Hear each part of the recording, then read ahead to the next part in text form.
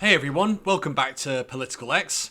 For more knowledge and updates on UK, European and US politics, make sure you subscribe to this channel. A man known for his controversy, his craziness, his delusion, his conspiracy theories, including this on Belgium. Belgium is not a nation. So we're going to look at 5 times Nigel Farage got owned. First on our list is Russell Brand, who confronted Nigel, and Nigel obviously hadn't been schooled in the fact that stand-up comedians are generally quite good at dealing with hecklers. Right, what we've got here is a person who's under the mistaken belief that they're funny. And Nigel took Russell Brand on in BBC Question Time. Sometimes feel worried about you, Nigel Farage. The reason I feel worried is because I know a lot of people are frightened in our country. I know a lot of people are feeling afraid and frustrated. And there is a sense that there is a corrupt group in our country using our resources, taking away our jobs, taking away our housing, not paying taxes, exploiting us. And there is an economic elite that this man's party is funded by, that this man is comes from background working in the city. Let me tell you something. There was an economic crash and a lot of money was lost. His mates in the city farted. Nigel Farage is pointing at immigrants and the disabled and holding his nose. Immigrants are not causing the economic problems and suffering we experience.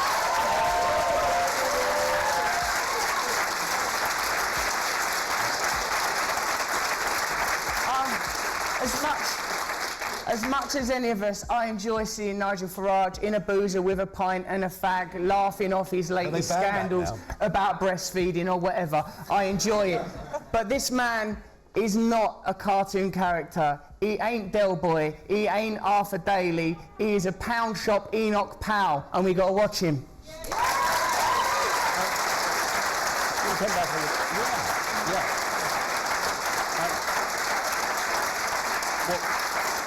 Well, Russell, that's all well and good, and you've got your point of view. The question was, is Britain overcrowded? And do you think I'm wrong?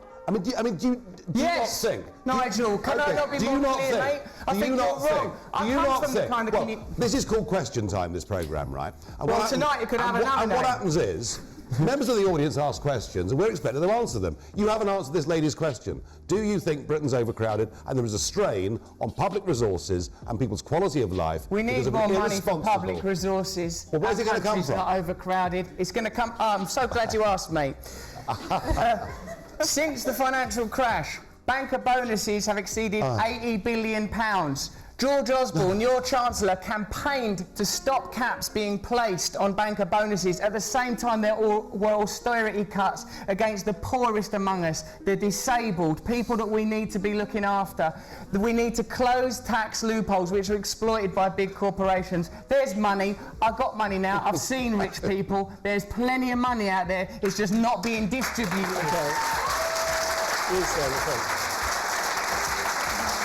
That is certainly a lesson for Nigel to learn. So then we go on to another political heavyweight. We go to Peter Hitchens. A Trotskyist, turned to Labour supporter, turned to Conservative supporter, to now aiming to destroy the Conservative Party. He's a political commentator, he is an author, he has also done a number of things in relation to causing controversy, including his drugs policy and his views on same-sex marriage. He is certainly a heavyweight and definitely shocked Nigel. Brexit, where we are today, it's not perfect with Northern Ireland, with fisheries, but we do actually, to a large degree, have got back the ability to run our lives now, don't we? Well, I completely disagree. Do you? No, I didn't take part in the referendum campaign. I didn't vote in the referendum. Right. I thought that we should have taken the Norway option. I thought that the referendum was designed to save the Conservative Party rather than the country.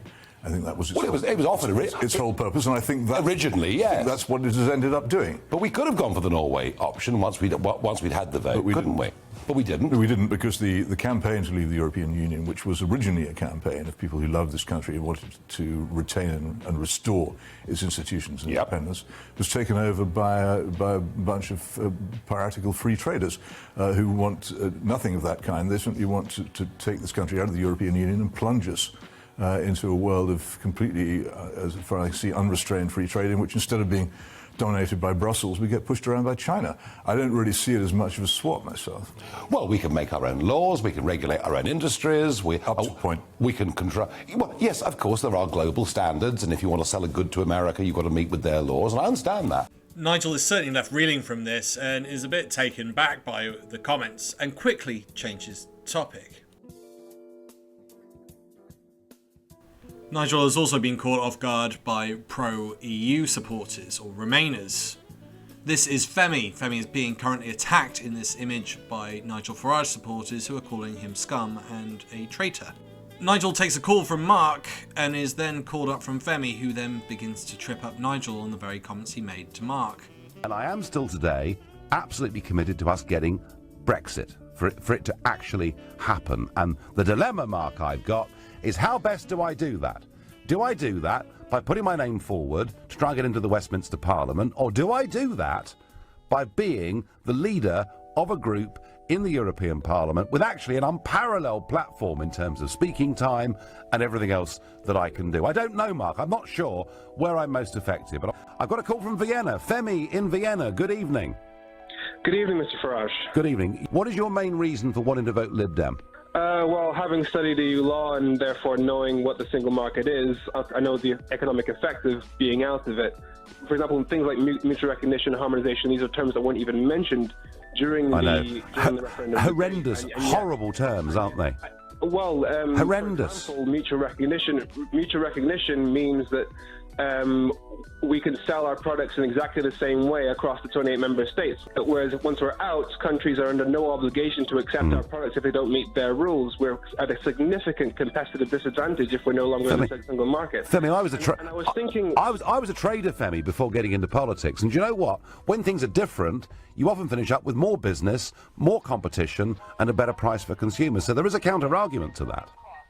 There's a counter-argument to the fact that if we're outside of the single market, if we wanted to sell our products in all 28 member states, we'd have to sell our product in 28 different ways, manufacture our products in 20 different ways. Fantastic. Completely blowing up our marginal costs. How exciting. It would make it makes it far less profitable to actually trade across the EU. And now you were saying a couple of minutes ago how you were unsure as to whether or not you wanted to be an MEP or an MP because you're not sure whether or not you'd be able to serve your country more as an MEP or as an MP. Yep. Don't you think that typifies exactly the issue that because by leaving the EU, by getting rid of the 73 MEPs that the UK currently has in Europe, that's 10% of the European Parliament.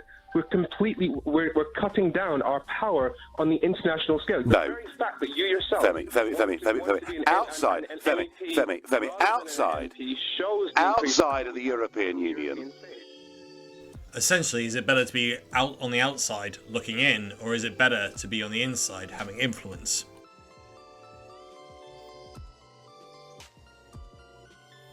James Edward O'Brien, a British radio presenter, podcaster, author, and formerly a tabloid journalist and television presenter. And since 2004, he has been presenting LBC, a radio station programme between 10 and 1 PM for phone-in discussions on current affairs, views, and real-life experiences. And he got to take on Nigel over his somewhat racist remarks. I know you're saying that about Romanians, but why can't you understand how many people feel troubled that you're also talking about them? 32 million people are looking for jobs in Europe, and that big clunking fist pointing, saying that they're coming. That was a provocative post. They're coming for your job. That frightens people. Well, people who are already here working. People who my children go to school with. Their parents are troubled by the idea that they're now being demonised and typified. And you gloss so smoothly and so slickly over demonising Romanians and demonising Germans. I'm not demonising anybody. Like you just asked you a question about Romanians and you started talking about people traffickers. I'm demonising a political class that has allowed us to have an open door to allow things like this to happen. Okay, so when I say Romanian and you start talking about people traffickers, why didn't you say people are perfectly entitled to feel uncomfortable about living next door to people traffickers, wherever they're from? Why do you say Romanians? I didn't say Romanians. I was asked a question. If a group of Romanian men moved in next to you, would you be concerned? And if you lived in London, I think you would be. Yes, I'm delighted you're so happy. I'm still utterly unpersuaded as to why you sit on a party with the leader of the Italian Lega Nord, a member of the Anders Breivik fan club. I'm completely I do not understand why you use words like Romanian when describing who you would and would not want to live next door to. I don't understand why you're uncomfortable listening to foreign languages when your own wife and children speak them. And I don't understand why you talk about problems in primary schools that are caused by children like your own. Things heat up when James brings up issues over auditing for MEPs and asks Nigel directly whether or not he's going to sign up to be audited. Nigel comes off with quite a strange response, but the other strange thing that takes place is one of Nigel's lackeys comes in and tries to stop the interview. This is Patrick O'Flynn, UKIP's Director of Communications and former political commentator on the Daily Express. Is this a friend in the media or a member of the political class? There are no expenses. These are allowances, fixed-rate allowances, which I've spent in accordance with the rules. So will you go for the audit that all Labour MEPs go for? We will make a decision en masse. Well, yes or no, Nigel, you're in charge. But I'm very suspicious of the word audit used in that context. Are you? Yes. In the end, the interview's cut short by 20 minutes. Before our final clip, what do you think so far? We've missed out quite a few clips. This is only a top 5 for today. We'll be doing more as we go along. If you enjoyed the video, please click the subscribe button, please click the like button, and definitely click the notification button.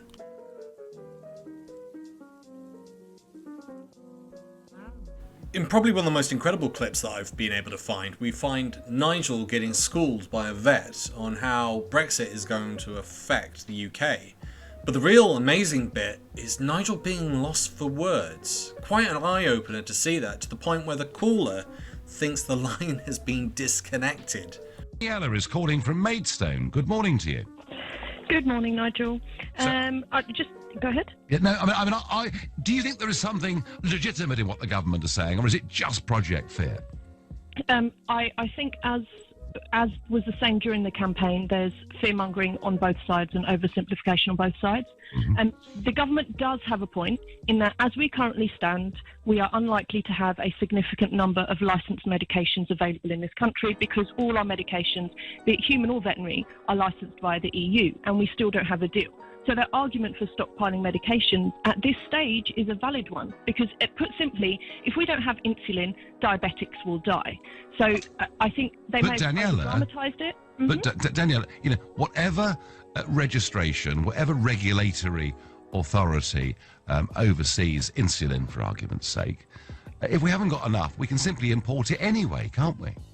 But it's not that simple. You're not going. The legalities around it are not as simple as let's just import it. It needs to be regulated, and so that's why I'm saying there's oversimplification on both sides. You're saying, "Oh, just import it," but it's not that simple. The government's saying we need to stockpile it. Well, actually, a deal needs to be done. Your other argument, I've just been listening to you talking about food, and you use the line, "Farmers can produce cheaper food." Well, cheaper food invariably comes most of the time with lower welfare, and if you have lower welfare, particularly in animal production, you need more vets. As we currently stand, we're going to have a huge shortfall of vets when we leave, unless they allow us on the skills occupation list. So I appreciate... So why would we have a shortage of vets?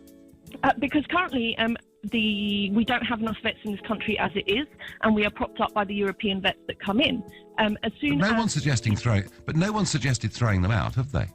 No, but if they're still not allowed to come in, we are going to end up with a shortage. As it currently stands, for example, for trade, for produce, for animal-related products, at the minute we leave the EU, we are going to have a 300% shortfall in vets. And this is not me scaremongering, it's a fact.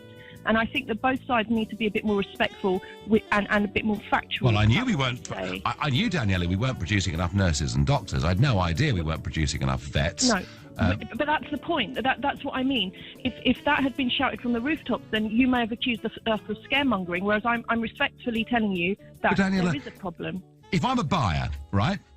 If I want to buy someone's services and I pay money for it, if I want to buy someone's product and I pay money for it, I can do that regardless whether we're members of the European Union or not.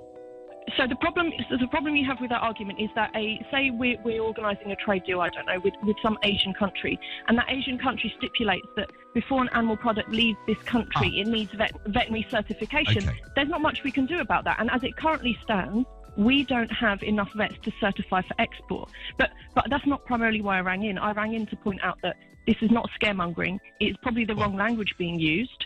but it is true. Yeah. Hello? Yes. Yeah, Daniella? Yes. Yeah, sorry. I mean, just animal welfare. One thing we could do is we could stop the export of live animals, couldn't we? Yes, we could, but that was not your argument. Your argument was we could produce cheaper food. No, we could import cheap. No. We could have cheaper food. What I'm saying is, we could buy food from Africa. We could buy food from all over the world without the current tariff that is put on. We could have cheaper food, but I accept your point. It could be a lowering of standards in terms of what we buy in the shops, and it could be bad news for British farmers. You know, but look, Daniella, thank you. You've made your points. But I still, you know, if we need vets, then we'll get vets to come and work in Britain and pay them to do so. I don't think we need the European Union to do these things. So what do you think of our list? Let me tell you something. There was an economic crash and a lot of money was lost. His mates in the city farted. Nigel Farage is pointing at immigrants and the disabled and holding his nose. Has Nigel been owned? Or is this all just one big conspiracy? Yeah. Hello? Yes. Yeah, Daniella? Yes. Yeah, sorry. I mean, just animal welfare. I hope you enjoyed my political observations this week. If you'd like to support me, please share the video with others and post about it on social media. If you're keen for more, subscribe, comment, like, and hit that notification button. Thanks for listening, and see you next time on Political X.